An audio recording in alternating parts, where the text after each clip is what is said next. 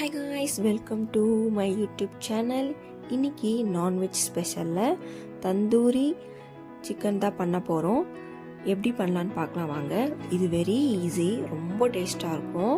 So அதுக்கு நான் 4 leg piece எடுத்திருக்கேன். இது அப்ராக்சிமேட்டாக 600 கிராம்ஸ் வருது.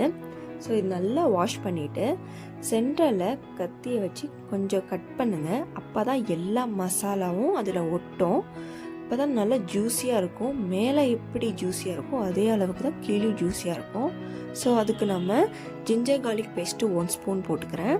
கொஞ்சோண்டு கரம் மசாலா, கொஞ்சோண்டு turmeric powder and 1.5 teaspoon red chilli powder, 1 spoon kasuri methi, 1 spoon வறுத்த அரைச்ச சீரக சோம்புத்தூள், 1.5 ஸ்பூன் தனியா powder, 1 spoon curd, half lemon கொட்டையெல்லாம் எடுத்துகிட்டு லெமன் பிழிஞ்சு விட்டுக்கோங்க. கலருக்கு நான் 1 ஸ்பூன் ரெட் சில்லி பவுடர் போட்டிருக்கேன், காஷ்மீர் ரெட் சில்லி பவுடர். அப்புறம் 3/4 டீஸ்பூன் சால்ட்டு. நான் இதில் எண்ணெய் மிஸ் ஆயிடுச்சு. 1 டேபிள் ஸ்பூன் எண்ணெய் போட்டு அதையும் நல்லா மேக்னேட் பண்ணி வச்சுருக்கேன்.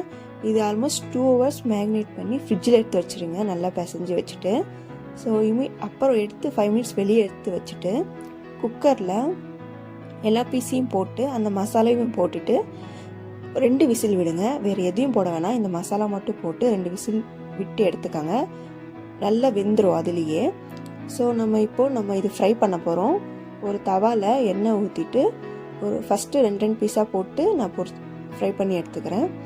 1 சைடு 2 மினிட்ஸு, மறுபடியும் மூடி வச்சு இந்த பக்கமும் 2 நிமிஷம் போட்டு வேக வச்சுருக்கேன். அவ்வளோதான். எடுத்து வச்சுட்டு மறுபடியும் 2 பீஸ் போட்டு அதே மாதிரி முன்னாடி 2 நிமிஷம் திருப்பி போட்டு 2 நிமிஷம் போட்டிருக்கேன்.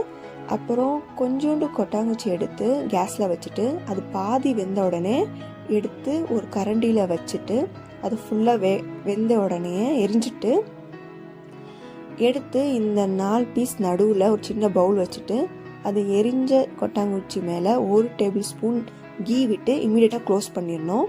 க்ளோஸ் பண்ணிவிட்டு ஒரு 5 மினிட்ஸ் விட்டு எடுத்திங்கன்னா டேஸ்டியான தந்தூரி ரெடி.